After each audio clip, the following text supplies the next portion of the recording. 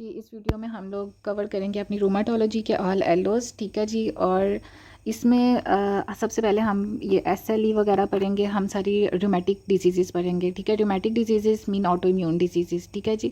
सबसे पहले ये पढ़ के आगे हम अपने ऑस्टियोआर्थराइटिस वगैरह की तरफ चलेंगे, ठीक है जी। पहले आ गया सिस्टेमिक ल्यूपस एरिथमेटोसिस, ये आपकी रोबिन से मैं बता रही हूँ। ये एक ऑटो इम्यून डिजीज़ है। ज़ाहिर बात है अगर ऑटो इम्यून डिजीज़ है तो ऑटो एंटीबॉडीज़ ही बनेंगी, ठीक है। लेकिन एसएलई आप लोग तो सुनते आ रहे हो, बड़ी कॉमन डिजीज़ है एसएलई के, स्किन पे रैश हो जाती है। तो ये है क्या?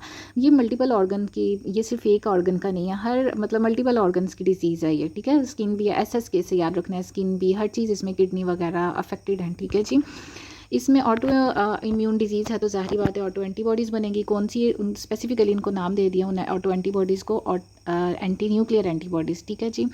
एंटी न्यूक्लियर एंटीबॉडीज़ अगर टिक करना हो तो हमेशा कहाँ पे होती है? एसएलई में होती है, ठीक है जी। आगे आ गया जी, देखें हमारा ऑटो इम्यून डिजीज़ हमेशा तब भी होगी जब हमारे सेल्स अपने ही, हमारी बॉडी इम्यून सिस्टम हमारा एक्टिवेट हो जाता है अपनी सेल्स के अगेंस्ट, अपने ही सेल को वो फॉरेन समझता है और वहाँ पे इम्यून कम्प्लेक्स या एंटीबॉडीज़ आके लग जाता है और टिश्यू को या उस सेल को डिस्ट्रॉय कर देते हैं, ठीक है जी।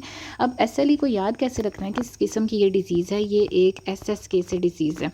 ये स्किन की डिजीज़ है, सिरोसल मेम्ब्रेन की डिजीज़ है, ये किडनी की डिजीज़ है, ये जॉइंट ज़्यादा इसमें इन्वॉल्व है, स्किन भी ज़्यादा इन्वॉल्व है, ठीक है जी। किडनी कैसे इन्वॉल्व है इन पेशेंट्स का मैं अभी बताती हूँ। हाइपरटेंशन हुई होती है, प्रोटीन यूरिया हुआ होता है, ठीक है जी। स्किन भी बताते हैं अभी कैसे। ये सिर्फ आपकी रीड ओनली इस चीज़ को देनी है, बाकी ये कुछ नहीं। हाल ही एक चीज़ का नहीं है, ये बहुत वेरिएबल है एसएलई हमारी। और मेन ऑटो इम्यून डिजीज़ किस में होती हैं हमें पता है, वुमेन के अंदर होती हैं, वुमेन में ज़्यादा as compare to male. Young age के अंदर 17 से 55 के दौरान जो है ना 9%, 9:1 है। मेल के अंदर इतनी कम है और 9 मतलब बहुत ज़्यादा है वुमेन के अंदर। लेकिन चाइल्डहुड के अंदर या फिर 65 अबव, बुढ़ापे में और बचपन में जो ऑटो इम्यून डिजीज़ हैं वहाँ पे फिर भी 2:1 है, फिर भी मतलब औरतों में और मर्दों से फिर भी ज़्यादा ही है फीमेल में, ठीक है जी। हाल मार्क इसका क्या है? ऑटो एंटीबॉडीज़ बन जाती हैं। ऑटो एंटीबॉडीज़ हम कैसे बताते हैं? हम पहले से ही पढ़ते आ रहे हैं फर्स्ट ईयर से ही जी, आप लोग के ऑटो एंटीबॉडीज़ को हम इम्यूनोफ्लोरेसेंट असे कराते हैं, ठीक है जी। वहाँ से हम ऑटो एंटीबॉडीज़ देखते हैं और स्पेसिफिकली देखनी हो कि कौन सी ऑटो एंटी न्यूक्लियर है तो उसके लिए हम एक स्पेशल करवाते हैं, टेस्ट करवाते हैं मेरे ख्याल से, हाँ जी, क्वांटिटेटिव असे करवाएंगे, ठीक है जी। आगे देखें, एंटी न्यूक्लियर एंटीबॉडीज़ भी इसमें ऑटो एंटीबॉडीज़ आ जाती हैं। और एक इसमें ऑटो एंटीबॉडीज़ आ जाती हैं, एंटी फॉस्फोलिपिड एंटीबॉडीज़ भी आ जाती है 30 to 40% एसएलई के अंदर, ठीक है जी। अच्छा, इसकी पैथोजेनेसिस बहुत इंपॉर्टेंट है क्योंकि ये है ही बहुत कॉमन क्वेश्चन, यूनिवर्सिटी क्वेश्चन है। मेन जो है ना सेल्फ टॉलरेंस के अंदर इम्पेयर्ड हो जाता है। टॉलरेंस अब क्या होती है? हमने पढ़ा था कि जो लिम्फोसाइट्स होते हैं जब वो भन रहे होते हैं थाइमस के अंदर, टी लिम्फोसाइट्स वगैरह, तो उनकी एक टॉलरेंस होती है जो अपने अगेंस्ट रिएक्टिव हो जाते हैं, अपनी सेल्फ एंटीजन के अगेंस्ट, उन्हें उधर ही मार दिया जाता है। और जो अपने ही सेल्फ एंटीजन के अगेंस्ट लिम्फोसाइट एक्टिवेट नहीं होते, वो ठीक होते हैं, उन्हें रिलीज़ कर दिया जाता है। लेकिन अगर वो प्रोसेस ही ठीक नहीं है, लाइक वो जो लिम्फोसाइट्स बनी जा रहे हैं, जो हमारी बॉडी सेल्फ एंटीजेंस की हमारी अपनी बॉडी के अगेंस्ट ही काम करी जा रहे हैं, उसको मारी जा रहे हैं, हमारे अंदर ऑटो इम्यूनिटी करी जा रहे हैं। जब उसी स्टेप के अंदर अच्छे और बुरे सारे लिम्फोसाइट्स बनते जा रहे हैं, उस स्टेप कोई रेगुलेशन ही नहीं है, तब हमारे अंदर ऑटो इम्यून डिजीज़ होती है। ऑटो इम्यून होता क्या है? मीन्स हमारा जो इम्यूनिटी सारी एक्टिवेट हो जाती है हमारी अपनी बॉडी के सेल्स के अगेंस्ट, उसको अपनी बॉडी को ही सेल्स को वो जो है ना वो समझ रही होती है एज अ फॉरेन। अब एसएलई की एक ऑटो इम्यून डिजीज़ है। अब इसको आप कोरिलेट करेंगे, मैम इसके अंदर ऐसी कौन सी चीज़ है कि जो ऑटो एंटीबॉडीज़ किसके अगेंस्ट आएंगी और ऐसी कौन सी चीज़ को वो फॉरेन कंसीडर करेंगी? तो मैं बताती हूँ, वो जेनेटिक मटीरियल को करेंगी। देखें, पैथोजेनेसिस का स्टार्ट आपने जेनेटिक फैक्टर से लेना है और सेकंड पॉइंट में लिखना है एक्सटर्नल फैक्टर्स, ठीक है जी। जेनेटिक फैक्टर्स ये कि कुछ लोग जो है ना वो बचपन से ही जीन्स के अंदर उनका होता है, जीन्स म्यूटेटेड हो जाती हैं कि उनकी इम्यूनिटी जो है ना वो वीकन हो जाती है, ठीक है। और कुछ एक्सटर्नल जो है लाइक यूवी रेडिएशंस वगैरह और भी कुछ स्मोकिंग वगैरह, उसकी वजह से भी। अब क्या होगा एसएलई के अंदर? नॉर्मल जो हमारे डेड सेल्स हैं वो आराम से इरेडिकेट हो रहे होते हैं, उन्हें बॉडी से निकाला जा रहा होता है एपोप्टोसिस के थ्रू, ठीक है जी। लेकिन एसएलई के अंदर ये जो है ना प्रोसेस, ये क्लियरेंस का प्रोसेस डिफेक्टिव हुआ होता है। कैसे डिफेक्टिव हुआ होता है एसएलई के अंदर? क्योंकि ये जो है इन फैक्टर्स की वजह से, एक्सटर्नल और जेनेटिक फैक्टर्स की वजह से, जब ये एपोप्टोसिस ठीक नहीं होगी तो ये साइड पे जो ये हैं, जैसे अब हमने न्यूक्लियर मटेरियल को तोड़ना था, न्यूक्लियर मटेरियल ही रह गया, ठीक है। बॉडी ने अब इसी न्यूक्लियर मटेरियल को कंसीडर कर लिया कि ये फॉरेन है, इनकी अपोप्टोसिस ठीक से नहीं हुई है, लाइक इन्हें सेल से निकाला ही नहीं गया, ये वहाँ ही परसिस्ट कर रहे हैं। तो बॉडी की लिम्फोसाइट्स ने समझ लिया, ऑटो इम्यूनिटी डिवेलप होगी, समझ लिया कि ये तो फॉरेन है, इनके अगेंस्ट ऑटो इम्यूनिटी डेवलप होगी। ठीक है जी, मेन मसला है इस स्टेप के अंदर जहाँ पे अपोप्टोसिस मतलब क्लियरेंस जो है ना, डेड सेल्स आराम से रिमूव हो रहे होते हैं बॉडी में, लेकिन SLE में ये रिमूव नहीं हो रहे होता है। ठीक है जी, आगे देखें। फिर इम्यून रिएक्शन होता है, क्या कैसे होता है कि हमारी अपने ही लिम्फोसाइट्स, हमारे अपने ही इम्यून सिस्टम इनको फॉरेन कंसीडर करता है, इन न्यूक्लियर मटेरियल्स को, इन बॉडीज़ को। ठीक है, और इसके अगेंस्ट जो है ना वो एंटीबॉडीज़ और एंटीबॉडीज़ क्रिएट करता है। कैसे? डेंड्रिटिक सेल्स से और बी लिम्फोसाइट्स वगैरह से। ठीक है जी, बी लिम्फोसाइट्स और डेंड्रिटिक सेल्स वगैरह आते हैं, वो इन एंटीजेंस को देखते हैं और इन एंटीजेंस के अगेंस्ट जो है ना वो अपना ऑटो एंटीबॉडीज़ बना देते हैं। क्या? ऑटो एंटीबॉडी एंटीजन का कॉम्प्लेक्स बन जाता है। जहाँ जहाँ ये कॉम्प्लेक्स जाके लगे, मैंने बताया था SSK, skin, serous membrane, kidney, joint, जहाँ जहाँ ये जाके लगेगा वहाँ पे स्कीमिया वगैरह करा देगा। ठीक है जी, आगे देखें। अच्छा, इसमें एक आती है TLR, टॉल लाइक रिसेप्टर। कैसे जो है ना हमारा डेंड्रिटिक सेल्स और जो T लिम्फोसाइट, B लिम्फोसाइट्स हैं, ये कैसे इन एंटीजेंस को डिटेक्ट कैसे करते हैं? एक रिसेप्टर से, टॉल लाइक रिसेप्टर से।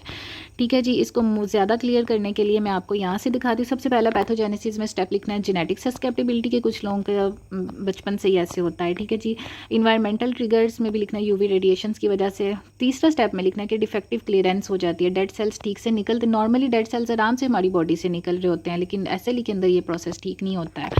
ठीक है, आगे है न्यूक्लियर मटेरियल परसिस्ट करेगा, फिर हमारा इम्यून सिस्टम रिएक्शन करेगा अपनी सेल्फ एंड इसी को वो मिस्टेकनली कर लेगा कि ये जी फॉरेन मटेरियल है, इसके अगेंस्ट सारा स्टार्ट हो जाएगा हमारी बॉडी में इम्यून रिएक्शन।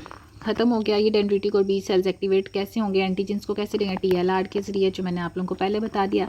अब बहुत सारे इंटरफेरॉन्स, B और T सेल्स बनाई जाएंगे। इस तरह बार बार ऑटो एंटीबॉडीज़ बनती, बार बार B और T लिम्फोसाइट्स बनते जाएंगे, क्योंकि इंटरफेरॉन रिलीज़ कर, इंटरफेरॉन क्या करता है? B और T लिम्फोसाइट से ही रिलीज़ होता है और उन्हीं को दोबारा बना रहा होता है बैक जाके।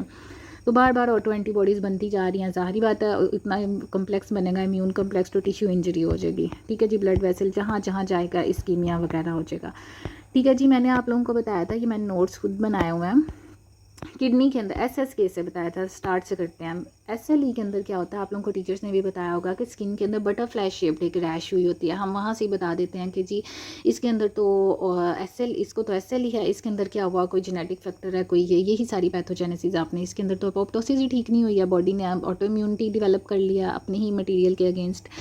ठीक है जी, आगे किडनीज़ के अंदर उसका एक्यूट ग्लोमेरुलोनेफ्राइटिस और वहाँ से प्रोटीन यूरिया भी अक्सर हुआ होता है। ठीक है जी, ब्लड वेसल, यहाँ पे इम्यून कम्प्लेक्स, मैंने बताया और भी चीज़ें अफेक्टेड है। हाल ही SSK जो है ना वो मेनली अफेक्टेड है, किडनी, जॉइंट्स वगैरह, लेकिन बाकी चीज़ें SSK मतलब स्किन, किडनी, जॉइंट वगैरह। ठीक है, सिस्टेमिक जो है क्या सीरस मेम्ब्रेन, इनके अलावा और भी चीज़ें, क्योंकि ये एक मल्टीपल कॉम्प्लेक्स ऑर्गन्स का सिस्टम है, इसमें बहुत सारे ऑर्गन्स इन्वॉल्व है।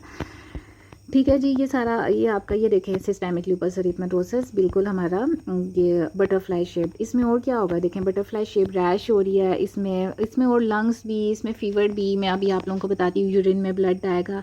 अच्छा, SLE के अंदर हर ब्लड काउंट मेनली कम हुआ होता है, लाइक एनीमिया हुआ होता है, हाइपरटेंशन क्योंकि किडनी काम नहीं कर रही, यूरिन एक्सक्रीट नहीं कर रही है। ठीक है जी, एनीमिया हुआ होता है और अक्सर ब्लड सेल काउंट जो है ना वो दूसरे भी कम हुए होते हैं। जॉइंट्स को इन्वॉल्व करेगा तो आर्थराइटिस वगैरह। ठीक है जी, हेयरिंग लॉस वगैरह भी लिखना है। एक सेकंड देख लेते हैं। SLE समझ मुझे लगता है आप लोगों को अच्छे से आ गई होगी। ठीक है जी, SLE हमारी कंप्लीट है, SLE हमारा।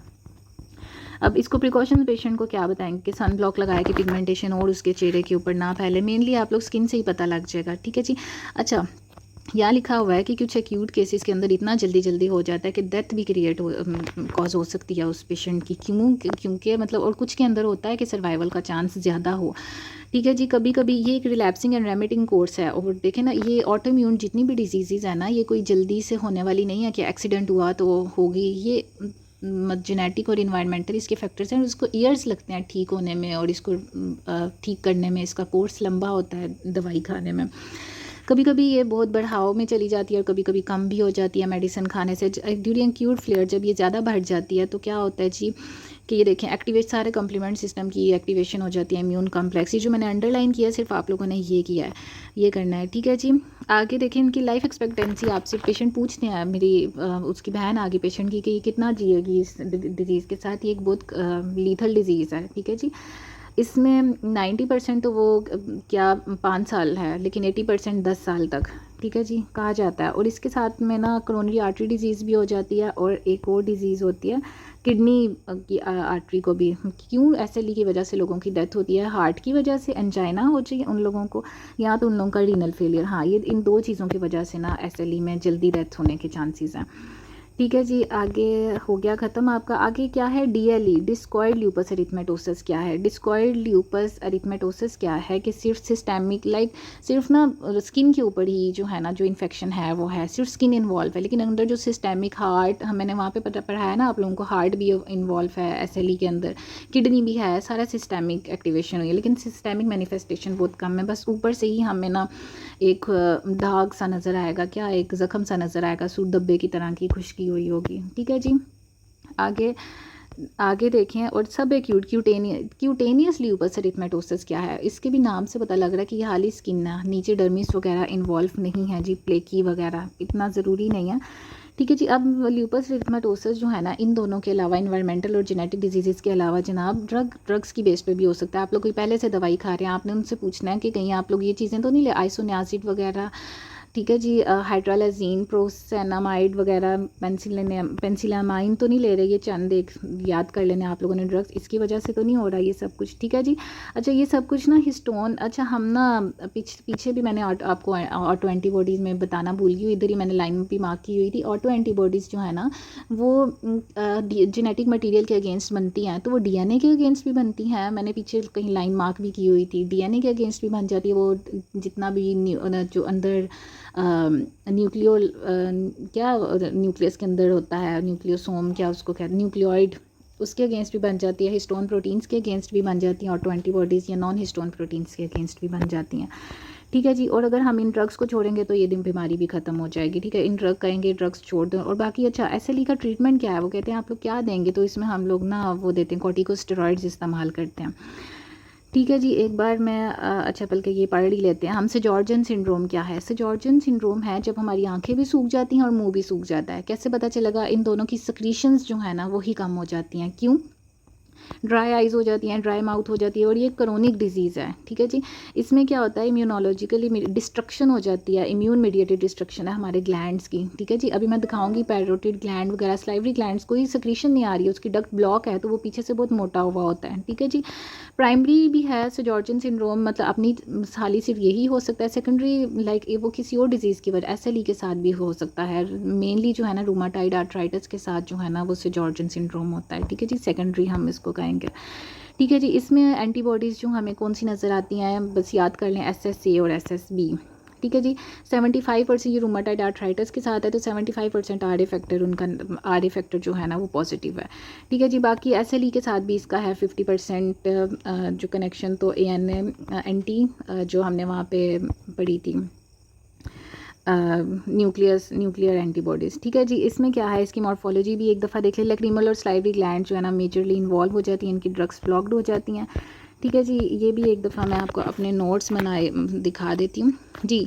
तो क्रोनिक ऑटोइम्यून डिजीज़ है हमारी, ये जो सेजॉर्जन सिंड्रोम है, इसमें अपने सलाइवरी ग्लैंड्स अफेक्ट होते हैं। कैराटोकंजक्टिवाइटिस होता है, इसमें क्या है, कैराटोकंजक्टिवाइटिस, आंखें बिल्कुल ईचिंग होती है, दर्द होती है आंखों के अंदर, और सही बर्निंग सेंसेशन हो रही होती है, रेड हुई होती हैं, ठीक है जी। इसकी पैथोजेनेसिस में क्या बताएंगे कि हाँ टी और बी सेल्स हैं वो अटैक करते हैं हमारे, ज़ाहिर बात है इम्यून मीडिएटेड डिजीज़ है ना, तो इम्यून टी और बी सेल्स ये अटैक कर देते हैं हमारे ग्लैंड्स के ऊपर, ग्लैंड्स इन्फ्लैम्ड हो जाते हैं, अभी मैं आपको दिखाऊंगी भी, आहिस्ता आहिस्ता डिस्ट्रक्शन हो जाती है, पूरे वो जो है ना वो ख़त्म हो, ग्लैंड्स जो है ना वो क्या बिल्कुल सख्त हो जाते हैं, उनसे कोई सेक्रेशंस वगैरह नहीं आती है। एसएसबी का मैंने आपको पहले बता दिया, ज़्यादातर आर ए फैक्टर के साथ है, ठीक है जी। ये सेजॉर्जन सिंड्रोम है, ये आंखें देखें कैराटोकंजक्टिवाइटिस है, आइज़ भी ड्राई है, माउथ भी ड्राई है, स्वॉलोइंग में भी मसला है, पेन, जॉइंट पेन के साथ रूमाटाइड आर्थराइटिस भी आपको बता दी हूँ मैं, ठीक है जी। ये आपका हो गया सेजॉर्जन सिंड्रोम। ये देखें उसका पैरोटिड ग्लैंड ये इतना नीचे तक आया हुआ है, ठीक है जी, यहाँ से भी हो गया हाइपरप्लेजिया हुआ हुआ सलाइवरी ग्लैंड्स का, क्योंकि डक्ट्स आगे से ब्लॉक हुई होती हैं, टीयर्स वगैरह आ नहीं रहे तो सारा कुछ ख़राब है। ठीक है जी, मेन आप लोगों ने बस उसका कुछ कुछ कॉन्सेप्ट याद रखना है। 50 to 60 years of the age में इससे जॉर्जियन सिंड्रोम ज़्यादा कॉमन है। केराटोकंजक्टिवाइटिस में क्या होता है, ब्लड वीएन, मैंने आपको बताया ईचिंग हो रही होती है, बड़ी दर्द हो रही होती है, बर्निंग सेंसेशन आ रही होती है। ठीक है जी, कि और ना जब वो आगे से सक्रीट नहीं हो रहा तो पीछे लैक्रिमल ग्लैंड से ना बड़ी थिक सक्रीशन कंजक्टिवाइटल सैक तक आ रही है, लेकिन आगे से हमारा सक्रीट नहीं हो रहा। ठीक है जी, इसकी और जो मैनिफेस्टेशन है उसके साथ साथ अच्छा से जॉर्जियन सिंड्रोम के इन चीज़ों के अलावा जो है ना वो इसमें जॉइंट पेन भी आ जाती है, क्योंकि ये उसके साथ रूमाटाइड आर्थराइटिस वगैरह के साथ भी इंटरलिंक्ड है। ठीक है जनाब, आगे आ गया सिस्टेमिक स्क्लेरोसिस, स्क्लेरोडर्मा, ये भी आप लोगों ने सुना होगा। स्क्लेरोडर्मा अब क्या है जी, FVA से इसको याद रखना है, मैंने तो ऐसे ही याद रखा था। देखिए इसके अंदर फाइब्रोसिस हो जाती है मल्टीपल टिश्यूज़ के अंदर। क्यों हो जाती है? एक तो फाइब्रोसिस होती है, एक तो हमारी वेसल्स डैमेज होती है, और दूसरा ऑटो इम्यूनिटी होती है। ऑटो इम्यून डिजीज़ ही पा रहे हैं, 3 ऑटो इम्यून डिजीज़ थी, SLE से जॉर्जियन सिंड्रोम और आ गया स्क्लेरोडर्मा। ठीक है जी, ये तीनों ऑटो इम्यूनिटी है, साथ वेसल्स भी डैमेज हैं ऑटो इम्यूनिटी की वजह से, और साथ में फाइब्रोसिस भी हुआ होता है। देखते हैं जी क्यों होता है। ऑटो इम्यूनिटी क्यों होती है कि जी CD4 जो सेल्स हैं ना वो हमारे फाइब्रोब्लास्ट को एक्टिवेट कर देते हैं। जब फाइब्रोब्लास्ट एक्टिवेट होते हैं वो बहुत ज़्यादा कोलेजन बनाते हैं। जब कोलेजन हमारी बॉडी में ज़्यादा होगा, फाइब्रोसिस, हमारी स्किन भी, अच्छा इसके अंदर क्या है कि हमारी स्किन भी जो है ना वो अफेक्टेड होती है। लाइक स्किन के अंदर जब कोलेजन ज़्यादा, बहुत ही ज़्यादा हो रहा है स्किन के अंदर, तो स्किन इतनी ज़्यादा टाइट हो गई है कि फुल जो है ना वो नीचे वेन्स के साथ जो है ना लगी हुई नज़र आ रही है, इतनी टाइट हुई है स्किन। ये भी मैं आपको एक क्लिनिकल पिक्चर भी इसकी दिखाती हूँ। 95% केसेस में ये ऊपर से ही नज़र आ रहा था, लेकिन इसके विज़ुअल इन्वॉल्वमेंट लाइक स्किन को देख के ही पता लग रहा होता है कि इसको ना स्क्लेरोडर्मा है। ठीक है जी, स्क्लेरोडर्मा में हम देख लेते हैं, इसकी 2 टाइप्स हैं, डिफ्यूज़ और लिमिटेड। डिफ्यूज़ फटाफट हो जाता है, साथ स्किन भी इन्वॉल्व हुई, साथ सिस्टेमिक इन्वॉल्वमेंट भी हो गई जल्दी से। लेकिन एक इसकी टाइप है लिमिटेड, पहले स्किन में इन्फेक्शन हुआ, फिर आहिस्ता आहिस्ता स्क्लेरोडर्मा हमारे इसमें गया विस्टास के अंदर। पहले सिर्फ स्किन में मतलब फिंगर और फेस में था, फिर आहिस्ता आहिस्ता सिस्टेमिक भी हो गया। 2 टाइप्स हो गई इसकी, लिमिटेड और डिफ्यूज़ जल्दी हो जाता है। ठीक है जी, इसमें ऑटो इम्यूनिटी क्यों होती है, मैंने आपको बताया CD4 T सेल्स जो होते हैं वो इसको फाइब्रोब्लास्ट को एक्टिवेट कर देते हैं, वो कोलेजन ज़्यादा बनाते हैं। कोलेजन ज़्यादा बनेगा तो आपको मैं बताती हूँ स्किन किस तरह की हो जाती है, बहुत ज़्यादा सख्त हो जाती है। आगे है वेस्कुलर डैमेज क्यों होता है जी, यहाँ इस स्क्लेरोडर्मा के अंदर ना देखें आप, सिस्टेमिक के अंदर क्या होता है, स्किन में तो हो गया, स्किन भी इस तरह से डैमेज होती है कि अंदर जो वेसल्स है ना उनका माइक्रोवेस्कुलर जो है ना डिजीज़ बार बार उनको ना मसला हो रहा होता है, वो क्या इंजरी हो रही होती है हमारी वेसल्स को।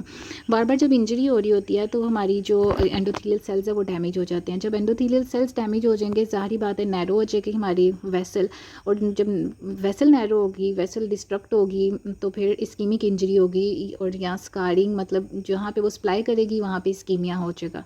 जब वो स्किन को सप्लाई करेगी तो स्किन भी ऐसे ही हो जाएगी। ज़ाहिर बात है वेसल्स को ही अंदर से मसला है, एंडोथेलियल डैमेज है, नैरोइंग है, तो वो फिर जब स्किन को सप्लाई नहीं कर रही तो स्किन तो पतली हो जाएगी और बिल्कुल वो नीचे से वेन्स के साथ लग जाती है। ठीक है जी, फाइब्रोसिस अब क्यों हो जाता है, इसी वजह से हो जाता है कि इनकी वजह से जब ये ज़्यादा होता है ना हमारे पास ऑटो इम्यूनिटी की वजह से सारी फाइब्रोसिस हो जाती है बॉडी के अंदर। ठीक है जी, आगे देखें स्किन के अंदर, अच्छा इसके अंदर बस यही एक सिंड्रोम, यही आप लोगों ने याद रखना है। इसके अंदर बहुत सारे ऑर्गन वगैरह, मोस्टली ज़्यादातर बड़े बड़े ऑर्गन्स इन्वॉल्व हैं। हार्ट हमारा इन्वॉल्व है, किडनी हमारी इन्वॉल्व है, GIT हमारी इन्वॉल्व है, ये मेन स्क्लेरोडर्मा याद रखना है। ठीक है जी, स्किन के अंदर मैं बता देती हूँ, एक क्लॉ हैंड होता है इस तरह का अकड़ा हुआ, आप लोगों ने मॉड्यूलर सिस्टम में तो फर्स्ट ईयर में पढ़ा हुआ होगा, अकड़ा हुआ, आगे से फिंगर्स होती हैं, फिंगर्स। ठीक है जी, और फेस का भी सारा जो है ना वो फेस के ऊपर भी हुआ होता है। अभी मैं आपको दिखाती हूँ इसके स्किन, ये देखें, ये जी इसका ऐसे क्लॉ हैंड हुआ है। स्किन के अंदर चेंजेस क्या आ रहे हैं, हमारी जो डर्मिस है उसके अंदर फाइब्रोसिस हो जाता है। मैंने आपको बताया ना आहिस्ता आहिस्ता स्केरिंग के बाद जो है फाइब्रोसिस हो जाता है, नीचे से डर्मिस का हो गया तो जो ऊपर जो एपिडर्मिस है वो बहुत थिन हो गई है, वो पूरी अटैच हो जाती है हमारे नीचे स्ट्रक्चर्स के साथ, जैसे कि मसल्स वगैरह के साथ। ठीक है जी, सारे अब स्किन का इतना ज़्यादा, इतनी थिन है, इतना सा नीचे सब कुछ नज़र आ रहा है, डर्मिस का नीचे फाइब्रोसिस है, तो सारे स्वेट ग्लैंड्स हर चीज़ खत्म, हेयर फॉलिकल्स ख़त्म हुए होते हैं, ठीक है जी। स्मॉल आर्टरीज़, लेकिन मैंने आपको बताया था ये जो आर्टरीज़ वगैरह इनको क्या होगा कि कैपिलरीज वगैरह इतनी थिक हो जाती है, इनका एंडोथेलियल डैमेज मैंने बताया था, इसलिए ये भी सप्लाई नहीं कर रही होती हमारी स्किन को। तो आहिस्ता आहिस्ता हमारा फेस भी, स्किन, हाथ का भी, फेस भी सारा मास्क लाइक फेस, कोई एक्सप्रेशन वगैरह नहीं रहता है, मुश्किल होता है एक्सप्रेशन, क्योंकि स्किन हिलती जुलती ही नहीं है, इधर उधर इलास्टिसिटी कुछ भी नहीं रहता, फिल्म हो जाती है बिल्कुल, ठीक है जी। जीआईटी के अंदर 90% इनके साथ साथ ना उनसे खाया भी नहीं जाता। हमेशा आप स्क्लेरोडर्मा को ना ऐसे ही देख के भी बता सकते हैं, और वो भी पेशेंट बताएगा कि जी खाया नहीं जाता, जो खाता हूँ वो बाहर आ जाता है, रिफ्लेक्स हो जाता है, क्योंकि इसोफेगस का जो नीचे वाला 2/3 है ना वो डैमेज हुआ होता है, ठीक है जी। आगे स्मॉल इंटेस्टाइन के अंदर भी विलाय और माइक्रोविलाय ख़त्म हुए होते हैं, तो वहाँ से भी सारी डाइजेशन में प्रॉब्लम आती है उसको। मस्कुलर स्केलेटल सिस्टम के अंदर भी मसला है जी, इन्फ्लामेशन हो जाती है जॉइंट की लाइनिंग के अंदर, जिसको साइनोवियम वगैरह कहते हैं। किडनी और हार्ट, लंग्स सब कुछ अफेक्टेड है, मैंने बताया था किडनी में क्या चीज़ अफेक्टेड है जी। तो इसका किडनी की जब वेसल्स डैमेज हो रही हैं तो हाइपरटेंशन, किडनी जब फंक्शन परफॉर्म नहीं कर रही तो हाइपरटेंशन ही होगी ना, और प्रोटीन यूरिया होगा, ठीक है जी, क्योंकि किडनी की वेसल्स की भी फाइब्रोसिस हुई होती है, ठीक है जी। फिर लंग्स के अंदर आप लोग क्या बताएंगे कि पल्मोनरी हाइपरटेंशन हुई होती है, उसके अंदर फाइब्रोसिस लंग्स के अंदर भी हुई हुई है, किडनी की वेसल्स में भी हुई हुई है। हार्ट के अंदर आप लोग क्या करें, हाइपरट्रॉफी हुई हुई है, इसके हार्ट के अंदर भी जो है ना वो फाइब्रोसिस हुई हुई है, ठीक है जी। इसका आप लोग पहले ही बता देंगे। स्क्लेरोडर्मा के अंदर मैंने इतने सारे ऑर्गन्स आपको बताए हैं, लंग्स भी, हार्ट भी, किडनी भी, सब कुछ, ठीक है जी। अब ये क्लिनिकल प्रेजेंटेशन तो मैं बता चुकी हूँ, ज़्यादातर अगली एज में होता है। रायनॉड फिनोमिना क्या होता है कि जी पहले उंगली जो है ना वो थी रेड थी, फिर आहिस्ता आहिस्ता हो गई वाइट, और फिर हो गई ब्लू। सब रेड क्यों होती है सबसे पहले, क्योंकि वहाँ पे वेजोडाइलेशन होती है, ये रायनॉड फिनोमिना है। वाइट क्यों होती है, क्योंकि आहिस्ता आहिस्ता वो वेजो कंस्ट्रिक्शन कर रही होती है। और साइनोसिस क्यों होती है, जब वेजो कंस्ट्रिक्शन ज़्यादा हो जाती है। लाइक एक जख्म 3 चेंज करता है, क्यों चेंज करता है, क्योंकि इसका ब्लड फ्लो जो है वो मैटर करता है आगे, ठीक है जी।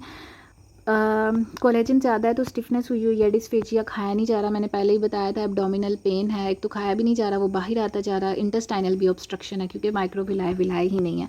किडनी डैमेज है, प्रोटीन यूरिया ही नहीं है, प्रोटीन यूरिया हो रहा है 30% केसेस में। और पल्मोनरी और कार्डियक ज़्यादा, लंग्स के अंदर फाइब्रोसिस हो जाए, हार्ट के अंदर हो जाए जो है ना हाइपरट्रॉफी हो जाए कार्डियक की, तो ये डेथ है पेशेंट की स्क्लेरोडर्मा की वजह से, ठीक है जी। एक दफ़ा स्क्लेरोडर्मा का ना हम लोग देख लेते हैं। ये स्क्लेरोडर्मा है, देखो स्किन बिल्कुल ऐसे हुई हुई है और नीचे चिपकी हुई है स्किन, ठीक है। आगे देखें, हाँ स्क्लेरोडर्मा ये कुछ और, हाँ जी ये अगला एलो आ गया। अभी तक हमारे ये वाले ख़त्म हो गए हैं, ठीक है जी। अगर नहीं समझ आ रही तो आप इसको बार बार देखें, अगर मैं आहिस्ता बोल रही हूँ तो आप इसको ज़रा थोड़ा फास्ट कर लें, ठीक है जी।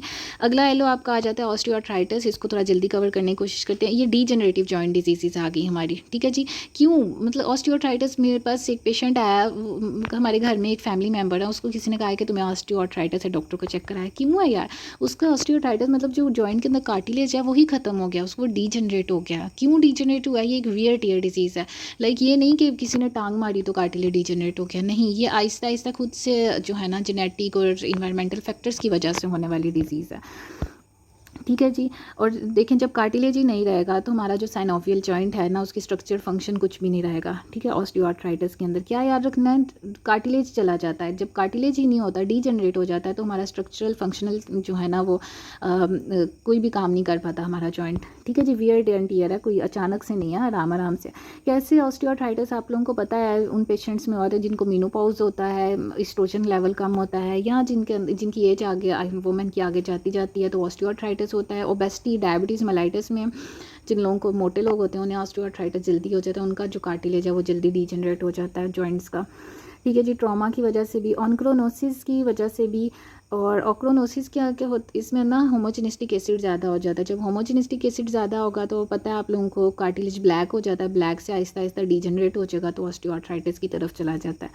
तो जनाब हीमोक्रोमेटोसिस के अंदर भी जब आयरन ज़्यादा हो जाए तब भी बॉडी ऑस्टियोआर्थराइटिस की तरफ जा सकती है, ठीक है जी। अब मैं कह रही हूँ बंदे को ऑस्टियोआर्थराइटिस है तो उसके कार्टिलेज ख़त्म हो गया। कार्टिलेज कैसे ख़त्म हो सकता है, हुआ क्या कार्टिलेज उसकी पैथोजेनेसिस में, कैसे कि जेनेटिक और कोई बायोकेमिकल फैक्टर्स की वजह से सबसे पहले तो उसके कॉन्ड्रोसाइट्स को कोई इंजरी हुई कार्टिलेज को, ऐसे तो नहीं कार्टिलेज कोई ख़त्म हो गया पूरा का पूरा, उसके कॉन्ड्रोसाइट्स को इंजरी हुई। फिर क्या हुआ, सबसे पहले कॉन्ड्रोसाइट्स ने अर्ली के अंदर क्या होता है, कॉन्ड्रोसाइट्स बहुत ज़्यादा प्रोलिफरेट कर रहे होते हैं। जब वो प्रोलिफरेट करते हैं तो वो बहुत ज़्यादा साइटोकाइंस वगैरह जो है ना रिलीज़ करते हैं, क्या मीडिएटर प्रोटियोग्लाइकन्स हो गए, प्रोटीएसिस हो गए, बहुत ज़्यादा रिलीज़ करते जाते हैं, प्रोलिफरेट होते जाते हैं। आहिस्ता आहिस्ता वो क्या करते हैं, चेंज कर देते हैं कार्टिलेज का। कॉन्ड्रोसाइट्स जब इतना करी जा रहे हैं, अपने मीडिएटर्स रिलीज़ करी जा रहे हैं, तो सारा का सारा जो कार्टिलेज का मैट्रिक्स है वो चेंज हो जाएगा, रीमॉडल हो जाएगा। ठीक है जी। इसके बाद एक सेकेंडरी इन्फ्लामेटरी चेंजेस आएंगे। क्यों? क्योंकि इसने मीडिएटर्स ही इतने रिलीज़ किए हैं कि इसका कार्टिलेज के साथ साथ और भी इन्फ्लामेटरी चेंजेस आ रहे हैं, कार्टिलेज के अलावा बोन के अंदर भी। पता है, कार्टिलेज के नीचे जो बोन का हिस्सा होता है, जो दो बोन्स के दरमियान एक कार्टिलेज होता है, और कार्टिलेज के नीचे जो बोन का हिस्सा होता है उसको कहते हैं सबकॉन्ड्रल बोन, उसके अंदर भी इन्फ्लामेशन हो जाती है, वो एक सेकेंडरी इन्फ्लामेटरी चेंज आ जाता है। साइनोवियम क्या है जी, जॉइंट कैविटी को साइनोवियम कहते हैं, वहाँ भी सेकेंडरी इन्फ्लामेटरी चेंजेस आते हैं क्योंकि ये बहुत ज़्यादा प्रोलिफरेट हो रहे होते हैं अर्ली के अंदर। अब ऑस्टियोआर्थराइटिस पीक पे पहुँच गया, लेट हो गया है। लेट ऑस्टियोआर्थराइटिस में क्या होता है, प्रोलिफरेट कर करके एक ऐसा टाइम आता है इनके पास कि क्रोनिक इन्फ्लामेशन भी हद से ज़्यादा बहुत बढ़ जाती है, बार बार इंजरी हुई होती है, कॉन्ड्रोसाइट्स बिल्कुल ख़त्म हो जाते हैं। पहले तो वो प्रोलिफरेट कर रहे थे अर्ली में, जब वो ख़त्म हो जाएंगे तो लॉस हो जाएगा हमारा कार्टिलेज, क्योंकि कॉन्ड्रोसाइट्स ही नहीं है तो कार्टिलेज ख़त्म। कार्टिलेज गया, अगर कार्टिलेज गया तो हाँ, जो दोनों बोन्स है वो आपस में रगड़ी जाएंगी। कार्टिलेज तो उनके दरमियान है ही नहीं है, तो उनकी जो सब कॉन्ड्रल सरफेस है वो ख़राब होगी। देखो, एक्सटेंसिव सब कॉन्ड्रल बोन चेंजेस, उसके सब कॉन्ड्रल, उसकी कार्टिलेज के नीचे जो बोन का पार्ट है वो उसके अंदर भी चेंजेस आएंगे। ठीक है जी। अब हम देख लेते हैं ऑस्टियोआर्थराइटिस में क्या क्या मेन कौन कौन सी जॉइंट्स हैं। हिप जॉइंट है, नी जॉइंट है, लंबर स्पाइन है। ज़्यादातर ऑस्टियोआर्थराइटिस में पेशेंट के अंदर DIP और PIP मतलब डिस्टल इंटरफेरेंशियल जॉइंट है और प्रॉक्सिमल इंटरफेरेंशियल जॉइंट है। ठीक है जी। इन जॉइंट्स के अंदर यहाँ पे ऑस्टियोआर्थराइटिस होता है। ठीक है। अब वो पेशेंट आएगा कैसे कि जब मैं कोई काम, मॉर्निंग स्टिफनेस है, मेनली जो मॉर्निंग स्टिफनेस के पेशेंट है वो रूमेटॉइड आर्थराइटिस की तरफ जाता है, लेकिन अगर RA फैक्टर वगैरह नेगेटिव है तो आप ऑस्टियोआर्थराइटिस की तरफ जाएंगे। ठीक है जी। डीप और पेन है, जब हम यूज़ कर रहे हैं उस जॉइंट को तब वो वर्सन होती जा रही है, बहुत और ज़्यादा दर्द होती है। ठीक है जी। तो मूवमेंट की जितनी रेंज थी उससे बहुत कम मूवमेंट होती जा रही है। अच्छा, ऑस्टियोआर्थराइटिस एक एक्सरे आया जिसके अंदर ये था, ये छोटू सा जिस पे एरो लगा हुआ है, ये इसको कहते हैं माइस। अगर और जॉइंट माइस आ गया तो वह आप लोग कहेंगे हाँ ऑस्टियोआर्थराइटिस है। क्यों? ये कैसे बनता है, ये जो है ना माइस, ये गोल दायरा कैसे बनता है कि सेंटर में जो देखें कार्टिलेज है ना वो ख़त्म हो गया। जब कार्टिलेज ख़त्म हो गया तो जितना भी साइनोवियल फ्लूइड था वो ये जो ऊपर वाली बोन है, नीचे वाली बोन है, ये इनका सब कॉन्ड्रल सरफेस है। ठीक है जी। इसमें चला गया और वहाँ पे जाके ना इसने एक जॉइंट सिस्ट बना दी। एक बार पढ़ें फिर बताती हूँ जॉइंट माइस का। ठीक है जी। अच्छा जी, नहीं, जो मैंने आप लोगों को अभी बताया ना वो अब नेक्स्ट का बता दिया, ऑस्टियोफाइट प्रोडक्शन का बता दिया। जॉइंट माइस अभी बताती हूँ क्यों बनता है। नॉर्मली हमारे ऊपर जो कोलेजन टाइप जॉइंट के ऊपर ना सुपरफिशियल जोन में कोलेजन टाइप 2 फाइबर्स पड़े होते हैं, इस तरह हॉरिजॉन्टली पड़े होते हैं, लेकिन जब वो ऑस्टियोआर्थराइटिस में वो क्लीव होते हैं ना जैसे ही जॉइंट के ऊपर से, तो उसके अंदर फिशर्स और वो आ जाते हैं, क्लेफ्ट्स वगैरह। ठीक है जी। तो कॉन्ड्रोसाइट जब डाई होते हैं तो सारा का सारा पोर्शन जो है स्लफ्ड ऑफ हो जाता है। समझ आ गई? पूरा कार्टिलेज ख़त्म हो गया, उसका जो पोर्शन है कार्टिलेज का वो स्लफ्ड हो गया, उधर ही गिर गया, और उसके जो कार्टिलेज के छोटे छोटे पीसीज हैं ना वो उधर ही रह गए, उसको हम कहते हैं जॉइंट माइस। ठीक है। जो अभी मैंने दिखाया था वो दरअसल एक कार्टिलेज का पीस था जो यहाँ पे रह गया। ठीक है। इस कार्टिलेज के यहाँ से ख़त्म होने की वजह से। ठीक है जी। कोलेजन टाइप 2 जब हो गए, इसमें क्लीव्ड हो गए। एक डायग्राम इसकी मैंने ये भी बनाई हुई है, ये देखें, ये इसके ऊपर मैंने बनाया कि हॉरिजॉन्टली प्लेस्ड होते हैं ये, लेकिन जब ये कोलेजन टाइप 2 फाइबर्स ख़राब हो जाते हैं तो फिशर और क्लेफ्ट वगैरह आ जाते हैं। ठीक है जी। और पीसी क्लेफ्ट आ जाते हैं तो कार्टिलेज टूट फूट जाता है, ये उसके छोटे छोटे पीसीज हैं, ये उसके पीसीज जो है ना उधर ही रह जाते हैं, लूज बॉडीज़ बना देते हैं, जिसको हम कहते हैं जॉइंट माइस। ठीक है। इसको देख के भी ऑस्टियोआर्थराइटिस की तरफ फ़ौरन चले जाना है। हिबरनेशन क्या है? ज़ाहिर बात है जब अंदर से ख़त्म हो गया हमारा ये जॉइंट, ये कार्टिलेज ख़त्म हो गया तो अब जो बोनी सरफेस है, सब कॉन्ड्रल जो दोनों बोन्स की लेयर है ये एक नई आर्टिकुलेटिंग सरफेस आ गई। ठीक है। ये दोनों आपस में रगड़ी जाएंगी। जब रगड़ी जाएंगी तो जो चीज़ रगड़ी जाती है हमें पता है वो एक पॉलिश्ड शाइनी अपीयरेंस हो जाती है उसकी, जैसे ये है, ये देखें इसको कहते हैं हिबरनेशन। ठीक है जी। एक नई, पहले कार्टिलेज ख़त्म हो गया तो एक दूसरी एक आर्टिकुलेटिंग सरफेसेस आ गई सब कॉन्ड्रल। ठीक है जी, इसको कहते हैं हिबरनेशन। ये आप लोग एक दफ़ा रीड कर लें, ठीक है जी। ऑस्टियोफाइड प्रोडक्शन जो मैं आप लोगों को बता रही थी कैसे है कि जब छोटे छोटे फ्रैक्चर्स हमारे बोन्स के अंदर आ रहे होते हैं ना, तो उन गैप्स की वजह से जो है ना वो हमारा साइनोवियल फ्लूइड जो है ना वो उसके अंदर चला जाता है, सबकॉन्ड्रल रीजन के अंदर, बोन का जो ऊपर वाला अब जो नया नया जॉइंट में पार्टिसिपेट कर रही है ना, बोन का पार्ट, उसको कहते हैं, ठीक है जी। वहाँ वाला फ्लूइड जब जाएगा उससे सबकॉन्ड्रल के अंदर, आहिस्ता आहिस्ता वो बड़ा होता जाएगा साइज़ के अंदर, वो एक सिस्ट बना देगा, ठीक है, उसको हम कहते हैं ऑस्टियोफाइड। वो एक मशरूम शेप्ड बनाएगा, ये दिखे आप लोगों को यहाँ से भी बताती हूँ, ये एक ऑस्टियोफाइड बन गया। यहाँ कार्टिलेज सारा गया, यहाँ पे जितना भी साइनोवियल फ्लूइड था वो आ गया, ये वाली सबकॉन्ड्रल, ये है सबकॉन्ड्रल, इतना इतना जो मैं दिखा रही हूँ ब्लैक में, ये सबकॉन्ड्रल मेम्ब्रेन के ऊपर आ गया। यहाँ पे सारा फ्लूइड आ गया इसके अंदर, यहाँ साइनोवियल फ्लूइड इसके अंदर लीक हो गया। जब इस बोन के अंदर आ गया तो वो इसमें सिस्ट वगैरह बना ली, इसको हम कहते हैं मशरूम शेप्ड ऑस्टियोफाइड प्रोडक्शन होगी, ठीक है जी। ये ऑस्टियोफाइड प्रोडक्शन तीन चीज़ें आ जाएँ, अगर जॉइंट माइस आ जाए, हिबरनेशन आ जाए, यहाँ पे ऑस्टियोफाइड प्रोडक्ट फॉर्मेशन का वर्ड इस्तेमाल हो जाए, तो आपने कहना है जी हाँ ऑस्टियोआर्थराइटिस है उसको, ठीक है जी। नेक्स्ट देख लेते हैं कि हिबर्डन नोड्स क्या हैं और बाउचार्ड नोड्स क्या हैं। जो हमारा डिस्टल जो इसके पास होता है ना, नाखून के पास जो होता है डिस्टल इंटरफेरेंशियल जॉइंट, वहाँ के नोड्स जो होते हैं उनको कहते हैं हिबर्डन नोड्स। वहाँ पे एक बोनी प्रोमिनेंस हुई होती है, वो ऑस्टियोआर्थराइटिस में हुआ होता है। और प्रॉक्सिमल इंटरफेरेंशियल जो जॉइंट है उसमें भी जो है ना वो बोनी अपीयरेंस हुई होती है, उसको बाउचार्ड नोड्स कहते हैं, ठीक है जी। जॉइंट माइस हो गया हिबरनेशन, और ये ऑस्टियोफाइड प्रोडक्शन, ये जो सिस्ट बन गई है साइनोवियल फ्लूइड की वजह से, तो ये क्या है जनाब, ऑस्टियोआर्थराइटिस। ये देखें जी ऑस्टियोआर्थराइटिस इस तरह का, कार्टिलेज गया, ये यहाँ पड़ा हुआ था आराम से, कार्टिलेज गया तो ये देखें सारा के सारा सिस्ट वगैरह बना दी इसने, ठीक है जी। नेक्स्ट हमारे पास टॉपिक आ गया रूमाटाइड आर्थराइटिस।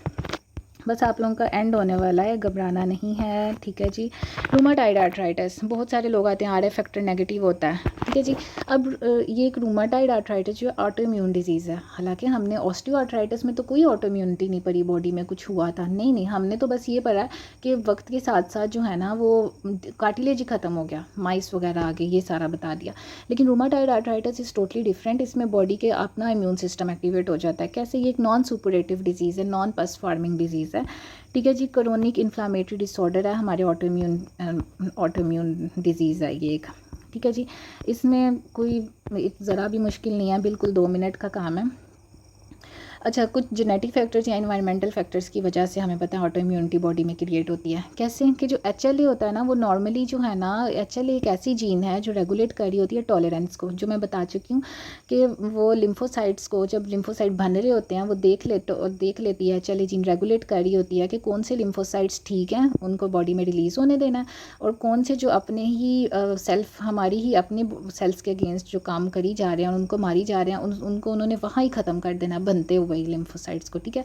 जब ये HLA जीन ही ख़राब है, ये रेगुलेट ही नहीं कर रही है कि कौन से को जाने देना और कौन से को नहीं, HLA जीन ही नहीं है, तो सारे लिम्फोसाइट्स बॉडी में बन भी रहे हैं और आगे से एक्सक्रीट भी बॉडी में जा रहे हैं। लाइक हम दूसरे लिम्फोसाइट वो हमारी बॉडी बनते जा रहे हैं और आगे बॉडी में जाके अपने ही सेल्स के अगेंस्ट जो है ना वो काम करी जा रहे हैं, ठीक है जी। इसलिए HLA का बताना ज़रूरी था। टॉलरेंस ख़त्म, जब HLA जीन का मसला होता है तो टॉलरेंस ख़त्म हो जाती है। अनरेगुलेटेड लिम्फोसाइट एक्टिवेशन, अच्छे बुरे सारे लिम्फोसाइट्स भाई बनी जाओ आ ही जाओ, ठीक है जी। इतने ज़्यादा और इन्वायरमेंटल चेंजेस की वजह से भी, जब इतने ज़्यादा कोई चेक एंड बैलेंस ही नहीं है उन लिम्फोसाइट्स के ऊपर जो हमें तबाह कर रहे हैं अपनी सेल्फ एंटीजन्स को, वो भी एक्टिवेट हो ही जा रहे हैं इतने ज़्यादा, तो ये BT लिम्फोसाइट्स हमें बताइए एक्टिवेट करवाएंगे किसको, फाइब्रोब्लास्ट को, कॉन्ड्रोसाइट्स को और साइनोवियल सेल्स को, जॉइंट के अंदर सेल्स को, कार्टिलेज को और फाइब्रोब्लास्ट को, ठीक है जी। ये सेल ये क्या करेंगे, इनकी प्रोलिफ्रेशन होगी और ये क्या करेंगे, कोलेजिनेसिस सक्रीट रिलीज़ करेंगे, इलास्टेसिस ये क्या इसको कहते हैं, प्रोस्टाग्लैंडिन E2 वगैरह। इन्फ्लामेशन इन्होंने कैसे करानी है, इन्होंने आहिस्ता पेनस फॉर्मेशन क्रिएट करा। ट्रोफेजियस आपने नाम सुना होगा, लाइक बोनी अपीयरेंस ऊपर की तरफ आ जाती है पेनस में, अभी आप लोगों को पिक्चर में भी दिखाती हूँ फॉर्मेशन। इसके साथ वहाँ पे सिर्फ कार्टिलेज डैमेज था, वहाँ पे बोन को इतना कुछ नहीं हुआ था। रूमाटाइड आर्थराइटिस में कार्टिलेज भी जा रहा है और बोन्स को भी मसला हो रहा है, दोनों चीज़ें इन्वॉल्व है, डिस्ट्रक्शन है बोन की भी कार्टिलेज की भी, पेनस फॉर्मेशन, फाइब्रोसिस होता जाए और आहिस्ता आहिस्ता it leads to ankylosis. Ankylosis क्या है, जब जॉइंट जो इमोबाइल हो जाता है, कुछ भी हरकत नहीं हो सकती उसके ऊपर, ठीक है जी। रूमाटाइड आर्थराइटिस, आंखें बंद करके आपने तो HL है जीन, उसमें रूमाटाइड, इसके अंदर उस आंटी का RA फैक्टर पॉजिटिव है, इसके अंदर तो HL जीन का मसला है। इसको कवर करते हैं क्योंकि मेमोरी जो है वो फुल हो चुकी है। B और T सेल, अच्छा जब ये जेनेटिक और ये चीज़ें HL जीन ख़राब हो गई है ना, तो टॉलरेंस ठीक नहीं है, लिम्फोसाइट अनचेक्ड बनी जा रहे हैं, अच्छे भी बुरे भी, जो हमारी बॉडी को हार्म कर रहे हैं वो भी सेल हमारे अपने ही अगेंस्ट बनी जा रहे हैं, लिम्फोसाइट वो भी बनी जा रहे हैं। अब ये जो B और T सेल्स हैं दोनों जो हैं वो ये अब क्या करेंगे, सारे बनते जा रहे हैं, ये फाइब्रोब्लास्ट और जो हमारे साइनोवियल सेल्स हैं, हमारे कार्टिलेज के सेल्स हैं, उन सब की प्रोलिफ्रेशन कॉज करवा देंगे। जब इन सब की प्रोलिफ्रेशन होगी तो इलास्टेज, कोलोजिनेज वगैरह और प्रोस्टाग्लैंडिन E2 वगैरह सक्रीट होंगे, वो क्या करेंगे, पेनस फॉर्मेशन, अगली मैं आप दिखाती हूँ कि हमेशा रूमाटाइड आर्थराइटिस में ना पेनस फॉर्मेशन हो जाता है। अच्छा, ऑस्टियोआर्थराइटिस में हमने सिर्फ कार्टिलेज की डिजेनरेशन पढ़ी थी, इसमें जो है रूमाटाइड आर्थराइटिस में बोन की भी है और साथ में कार्टिलेज की भी डिस्ट्रक्शन हुई है, फाइब्रोस, और आहिस्ता आहिस्ता ये एनकाइलोसिस की तरफ चला जाता है जब बिल्कुल इमोबिलाइज हो जाता है हमारा जॉइंट। ठीक है जनाब। पेशेंट आएगा कैसे, हमेशा याद रखना है, वो आएगा कि मैं सुबह उठती हूँ तो मेरे से काम नहीं होता, बहुत दर्द होती है, कोई काम करूँ तो एक्टिविटी करूँ तो वो ज़्यादा वर्स हो जाती है। ठीक है जनाब। और नहीं एक्टिविटी करूँ तो आहिस्ता आहिस्ता वो ठीक होने लग जाती है, करती रहूँ तो काम, पहले बहुत दर्द होती है। ठीक है जी। और क्यों, और हमेशा मॉर्निंग स्टिफनेस है तो हम RA फैक्टर टेस्ट करवाएंगे, अगर पॉजिटिव है तो रूमाटाइड आर्थराइटिस है। ठीक है जनाब। कुछ लोगों में क्या होता है कि नोड्यूल्स भी, रूमाटाइड नोड्यूल्स भी बन जाते हैं स्किन के ऊपर और कुछ ऑर्गन्स के ऊपर। किस तरह से नोड्यूल बनते हैं, सेंटर में, इस नोड्यूल के सेंटर में नेक्रोसिस हुई होती है और साइड पे एपिथेलॉइड जो क्या हिस्टियोसाइट्स वगैरह आए हुए होते हैं, लेकिन ये ज़्यादा कॉमन नहीं है। ठीक है जी। ज़्यादा कॉमन जो है ना वो जॉइंट्स से इन्वॉल्व हैं, नोड्यूल्स वगैरह नहीं है। कुछ लोगों में रूमाटाइड आर्थराइटिस के साथ वेस्कुलाइटिस भी हुआ होता है इसी तरह, और बेकर सिस्ट भी, नी के बिल्कुल पीछे ना एक सिस्ट भी बन जाती है रूमाटाइड आर्थराइटिस वाले लोगों में। ठीक है जी। अब वो कौन सा प्रॉक्सिमल इंटरफेरेंशियल जॉइंट ज़्यादा इसमें है इन्वॉल्व, और डिस्टल जो ये नेल के पास है ना, नाखून के पास डिस्टल इंटरफ्रेंशियल जॉइंट वो कम इन्वॉल्व है इसके अंदर। ठीक है जी। ये छोटे जॉइंट्स को इन्वॉल्व करता है रूमाटाइड आर्थराइटिस, जैसे उंगलियों का जो प्रॉक्सिमल मैंने आपको बताया इंटरफ्रेंशियल जॉइंट, हमारा ये गुट, मतलब कहते हैं हमसे सुबह गुट काम नहीं करता, ये रिस्ट काम नहीं करती, एल्बो नहीं काम करती। ठीक है जी। एंकल और नी जॉइंट के अंदर ये है जी। स्वान नेक डिफॉर्मिटीज़ के अंदर प्रॉक्सिमल इंटरफ्रेंशियल जॉइंट में देखें ये बेंड हुआ हुआ हाइपर एक्सटेंशन और वहाँ पे फ्लेक्शन हुई है। ठीक है जनाब। यहाँ से भी उंगली ऐसी देख के भी आप बता सकते हैं रूमाटाइड आर्थराइटिस है। ठीक है जी। लैब डायग्नोसिस क्या है जी, RA फैक्टर का टेस्ट करवाया, RA फैक्टर पॉजिटिव है तो ठीक है, एक anti-CCP टेस्ट भी करवाना है, अगर वो पॉजिटिव है तो आपने कहना है रूमाटाइड आर्थराइटिस है RA फैक्टर के साथ। एंटी-CCP मतलब क्या साइक्लिक सिट्रुलिन प्रोटीएज या, ठीक है जी, एंटी साइक्लिक सिट्रुलिन के। ठीक है जी। आगे टेस्ट करवाएंगे। अच्छा, ये इसकी मॉर्फोलॉजी मैं आपको यहाँ से दिखाती हूँ, बड़ी अच्छी डायग्राम दी हुई है, थोड़ी सी ब्लड है, ये B वाली देखनी है। ये साइनोवियम रेड के अंदर नज़र आ रहा है। ठीक है जी। जॉइंट कैविटी को साइनोवियम कहते हैं। ठीक है। ये कैविटी जो है ना, साइनोवियम की मेम्ब्रेन देखे थिक हुई हुई या हाइपरप्लेसिया हुआ होता है, इसका एडीमा हो जाता है रूमाटाइड आर्थराइटिस में। इसकी वजह से जो है ना हमारे लिम्फोसाइट और ये जो है प्लाज्मा सेल यहाँ पे आ जाते हैं, और ये आहिस्ता आहिस्ता, ये C में देखें, ये प्लाज्मा सेल लिम्फोसाइट इसके अंदर आ जाते हैं और बिल्कुल पेनस फॉर्मेशन, ये रेड कलर के ये बना दिया उसने पेनस फॉर्मेशन। ठीक है जी।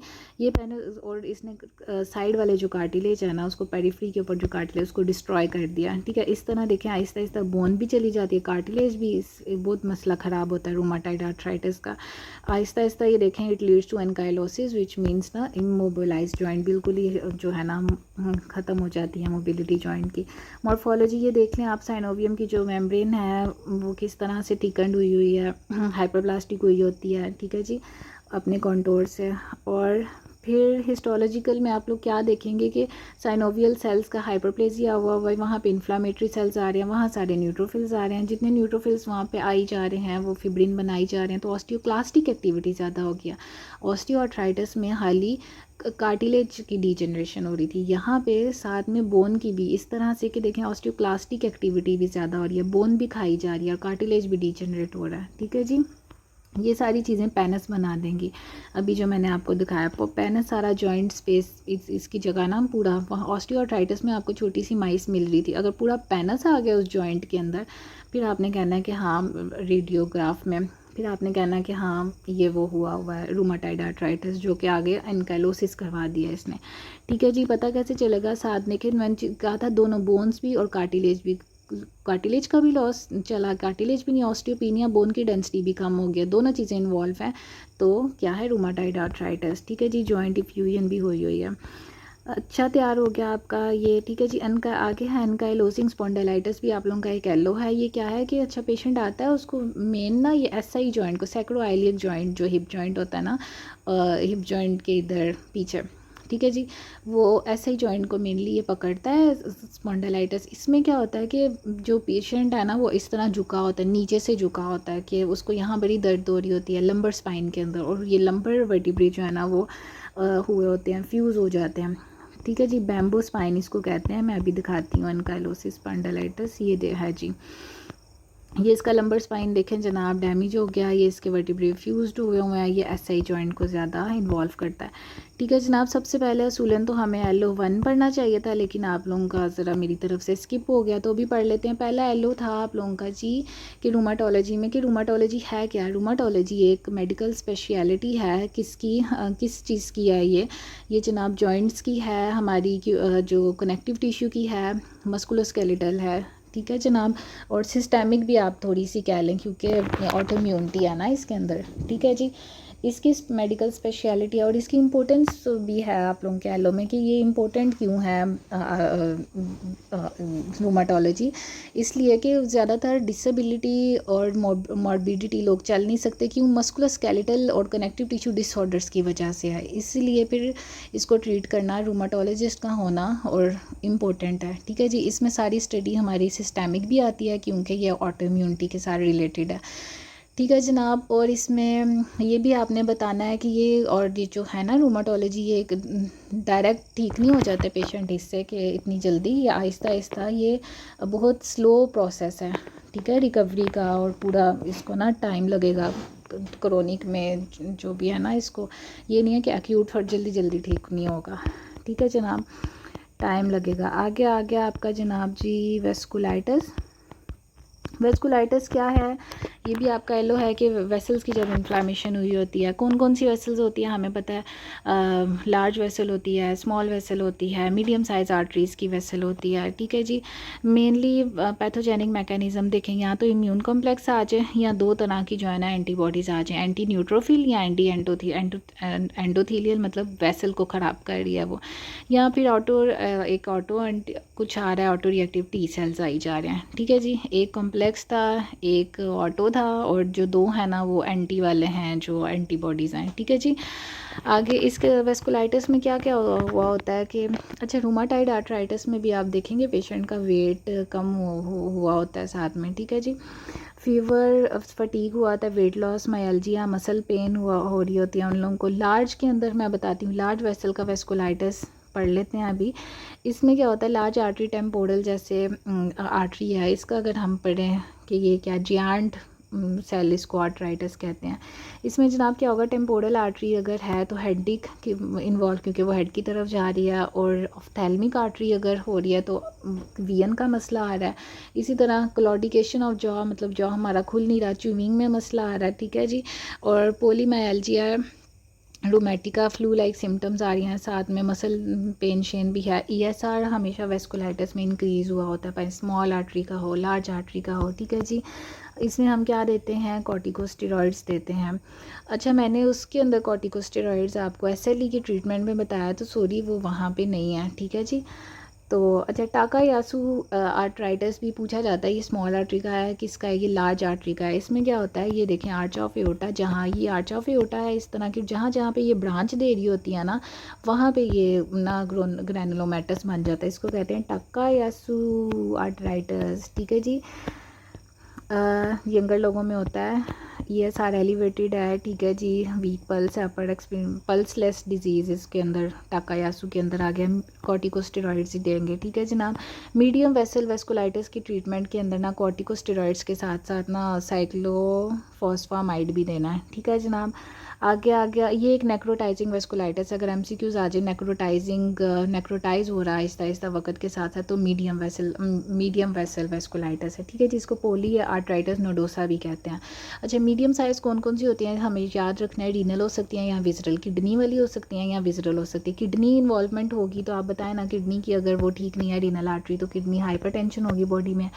ठीक है जी। जीआईटी के अंदर ये होगा एब्डोमिनल पेन वगैरह होगी। ये देखें रीनल के अंदर हाइपरटेंशन, ये मैंने खुद लिखा हुआ है। ये सीएनएस के अंदर आहिस्ता आहिस्ता ये देखें सीएनएस का भी मसला होगा, स्मॉल ये medium size artery. Kawasaki disease मैंने आपको माइक्रो में भी पढ़ाई थी पिछले मॉड्यूल में। कावासाकी डिजीज़ एक एक्चुअली बच्चों की डिजीज़ है जो 4 साल के बाद हो जाती है। वायरल भी हो सकती है या बैक्टीरियल भी, प्राइमरीली सबसे पहले वायरल ही होती है।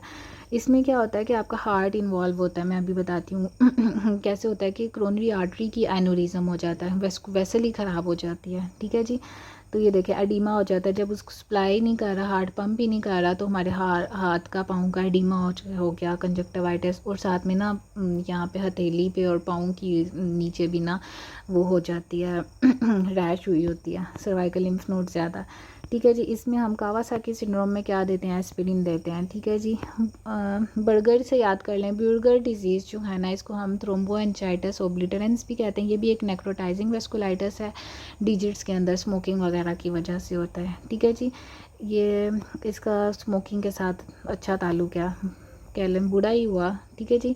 अच्छा, अब हम फूड पेन करें ना, सार कोई करते हैं इंस्टेप क्लॉडिकेशन, उधर ही दर्द होने लग जाती है, तब हम कहेंगे इसको ना बुर्गर डिजीज़ है। ठीक है जी। रायनॉड फिनोमिना मैंने आपको बता दिया क्या होता है, ये भी नीचे लिखा भी है कि ये जो small medium size to small, ज़्यादातर मीडियम साइज़ आर्टरीज इसमें इन्वॉल्व होती हैं। ठीक है जी। उनका अगर स्पैज़म हो जाता है तो आहिस्ता आहिस्ता जो हमारा ज़ख़म है वो पहले रेड होता है, फिर वाइट होता है और फिर ब्लू हो जाता है। ठीक है जी। ये लिखा हुआ क्यों होता है कि क्योंकि सबसे पहले जो है ना वो हमारी वहाँ पे जो है ना वेजोडाइलेशन होती है इसलिए रेड होता है, फिर थोड़ा सा वेजो कंस्ट्रिक्शन होती है इसलिए वाइट होता है, फिर सारी साइनोसिस हो जाती है इसलिए ब्लू कलर हो जाता है। ये रायनॉड फिनोमिना इसके अंदर आ गया।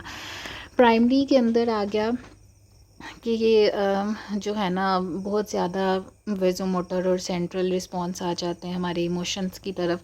और सेकेंडरी के अंदर ना ये किसकी वजह से हो सकता है, ये एसएलई के साथ भी हो सकता है। ठीक है जी। किसी और डिजीज़ की वजह से भी हो सकता है।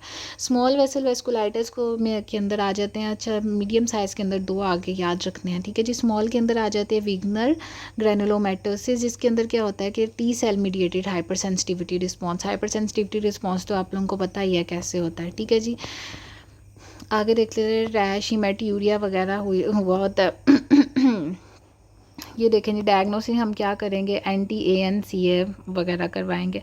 ये स्मॉल वाला इतना ज़रूरी तो नहीं है, लेकिन अगर आप लोगों का टाइम कम है नहीं तो हो ही जाना था। ये माइक्रोस्कोपी पोलीएंजाइटिस, कुछ ना कुछ तो आइडिया होना है इसका। लंग और किडनी का ये एक नेक्रोटाइजिंग वेस्कुलाइटिस है। स्मॉल आर्टरीज के अंदर ना 2 आ रहे हैं, माइक्रोस्कोपिक पोलीएंजाइटिस आ रहा है और साथ में एक वेगनर ग्रैनुलोमैटोसिस आ रहा है, मतलब ग्रैनुलोमा बन रहा है।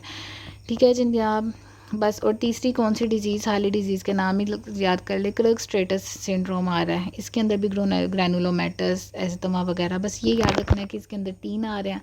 पहले वाले के अंदर हमने जो ये जो पढ़ा था मीडियम साइज़ के अंदर हमने बुर्गर डिजीज़ पढ़ ली है, कावासाकी पढ़ ली है और सबसे पहले पोलीआर्ट्राइटिस नोडोसा। ठीक है जी। और लार्ज आर्टरीज़ के अंदर हमें पता है जियांट सेल का हुआ होता है। ठीक है जी। इसके साथ अपना ख्याल रखें, मुझे भी दुआओं में याद रखें। और अगर वेस्कुलाइटिस की दोबारा एक डिटेल्ड वीडियो भी मैं इंशाल्लाह, भी मैंने बहुत ऊपर से पढ़ा है, इसकी अलग से भी पढ़ लेंगे। ठीक है जी। Thank you. अल्लाह हाफिज़। एक आप लोगों का लास्ट एलो रह गया है, वो अब आप लोग खुद ही देख लीजिएगा, वो बहुत छोटू सा था। ठीक है जी। अल्लाह हाफिज़। एक गाउट का टॉपिक रह गया था जनाब। गाउट भी रूमाटोलॉजी के अंदर भी LO4 है आप लोगों का। गाउट के अंदर क्या है, सेम वही होता है कि जॉइंट स्टिफ हो जाता है, लेकिन इसके अंदर मोनोसोडियम यूरेट क्रिस्टल्स आ जाते हैं। ठीक है। कैसे, बार बार अटैक आर्थराइटिस का होता है, लेकिन साथ साथ मोनोसोडियम यूरेट क्रिस्टल्स आ जाते हैं। अभी मैं आपको बताती हूँ। हाइपर यूरिसीमिया, जब यूरिक एसिड ज़्यादा होता है ना 6.8 मिलीग्राम पर डेसीलीटर से। ठीक है जी। कैसे ज़्यादा हो सकता है यूरिक एसिड, यहाँ तो वो बनता ही बहुत ज़्यादा है, यहाँ पर उसकी एक्सक्रीशन बॉडी से कम हो जाती है। ये 2 मैकेनिज़्म हो जाते हैं, ठीक है। इस यूरिक एसिड जब ज़्यादा होता है तो मोनोसोडियम यूरेट क्रिस्टल्स हमारे जॉइंट्स के अंदर बन जाते हैं, ठीक है जी। और वो बहुत ज़्यादा साइटोकाइंस की प्रोडक्शन करते हैं, जो आगे से ल्यूकोसाइड्स को अपनी तरफ बुला रहे होते हैं, ल्यूकोसाइड्स को भी WBC इन्फ्लामेशन करवा रहे होते हैं, ठीक है जी। ये इसकी पैथोजेनेसिस है कि जब यूरिक एसिड ज़्यादा होता है, हाइपर यूरिसीमिया, तो यूरेट जो क्रिस्टल्स हैं वो हमारे जॉइंट्स के अंदर इस तरह के क्रिस्टल्स आ जाते हैं, मोनोसोडियम यूरेट, ठीक है जी। इन क्रिस्टल्स को जॉइंट्स के अंदर आता है मैक्रोफेजेस इसको पकड़ने के लिए, लेकिन जब मैक्रोफेजेस इसको इन क्रिस्टल्स को पकड़ लेता है तो इंटरल्यूकिन 1 बीटा सेक्रीट करता है, वो न्यूट्रोफिल्स को इसकी पास बुलाता है, कीमोटैक्सिस करवाता है, न्यूट्रोफिल मेरी तरफ आओ। न्यूट्रोफिल जब आता है तो वो इसी मैक्रोफेज के अंदर से ये जो छोटू से थे ना क्रिस्टल्स, इनको निकाल देता है, ठीक है जी। और न्यूट्रोफिल की वैसे तो होगी फेगोसाइटोसिस, लेकिन क्या लाइजोसोम न्यूट्रोफिल लाइजोसोमल एंजाइम सक्रीट हो गए, ठीक है जनाब। और इसने भी देखें इस साइटोकाइंस वगैरह ने भी प्रोटीएजेस वगैरह रिलीज़ कराए।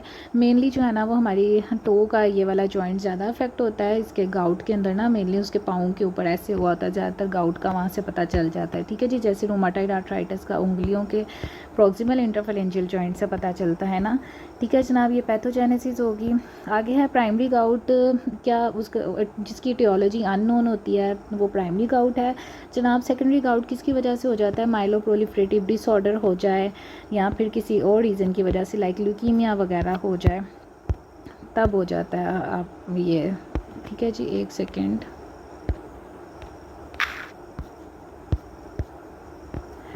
नेक्स्ट देखिए यहाँ फिर लीशना हैंड सिंड्रोम, जिसके अंदर एक हाइपोजेंथीन गवानीन फॉस्फोराइबोसाइल HGPRT का मसला होता है, ठीक है। या रीनल इनसफिशेंसी के साथ साथ हो सकता है जनाब। आगे देखें गाउट कैसे हो सकता है, यहाँ अल्कोहल कंजम्पशन की वजह से, पहले से आर्थराइटिस था, ठीक है जी। जॉइंट पेन और आइस ग्रेड 2 ज़्यादा, पोडाग्रा जिसको कहते हैं, ठीक है जी, वो ज़्यादा इन्वॉल्व है। एक्यूट आर्थराइटिस के अंदर क्या होता है कि सबसे पहले न्यूट्रोफिल वहाँ पे आते हैं, साइनोवियम के अंदर साइनोवियल फ्लूइड आता है, मोनोसोडियम यूरेट क्रिस्टल्स आते हैं, पूरा साइनोवियम का एडीमा हो जाता है। क्रोनिक क्या होता है, जब टोफेजियस बन जाता है, उस जॉइंट के अंदर बड़ा सारा टोफेजियस बन जाता है और वो आहिस्ता आहिस्ता क्या करता है, पूरा डिपॉजिट हो जाता है हमारे साइनोवियम के अंदर, हमारी पूरी जॉइंट कैविटी के अंदर आ जाता है। हमारा पूरा जो साइनोवियम है वो थिकंड हो जाता है, हाइपरप्लास्टिक हो जाता है, जैसे हमने रूमाटाइड आर्थराइटिस में पढ़ा था, और eventually it leads to ankylosis, ठीक है जी।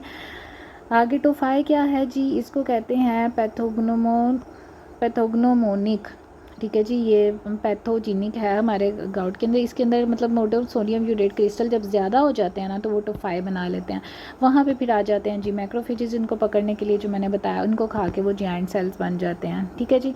गाउट की वजह से जो है ना रीनल कॉम्प्लिकेशंस भी होते ही हैं, ठीक है जी। ये हो गया। नेक्स्ट है आप लोगों का ये सूडो गाउट भी है, ठीक है जी। लैब डायग्नोसिस में देखेंगे हम 6.8 से ज़्यादा हुआ हाइपरयूरिसीमिया, और हम देखेंगे कि मोनोसोडियम यूरेट क्रिस्टल्स नज़र आ रहे हैं, ठीक है जी। कैसे देखेंगे, पोलराइज्ड लाइट के अंदर, ठीक है जनाब। आगे है लास्ट आप लोगों का pseudo gout. What is pseudo gout, इसमें क्या है, CPPD, ठीक है जी, calcium pyrophosphate crystal deposition disease है, पायरोफॉस्फेट, ठीक है जी।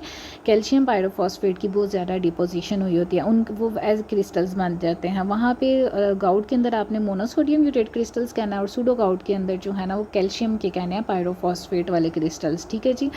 आगे इसकी बेसिस जो है वो अननोन है, लेकिन ये कहा जाता है कि जो कार्टिलेज है ना, प्रोटियोग्लाइकन्स वगैरह, वही मिनरलाइजेशन को इनहिबिट कर देता है, हमारे जॉइंट को ना मिनरलाइज वगैरह कुछ भी नहीं होने देना, तो क्या करेगा, क्रिस्टलाइजेशन करवा देगा अराउंड हमारे कार्टिलेज के अराउंड पूरा, ठीक है जी। इसको हम नज़र कैसे आएगा, रोम्बॉइड शेप्ड क्रिस्टल्स इसके अंदर नज़र, इसको भी हम कैसे देखेंगे, पोलराइज्ड लाइट, ठीक है जी। Thank you.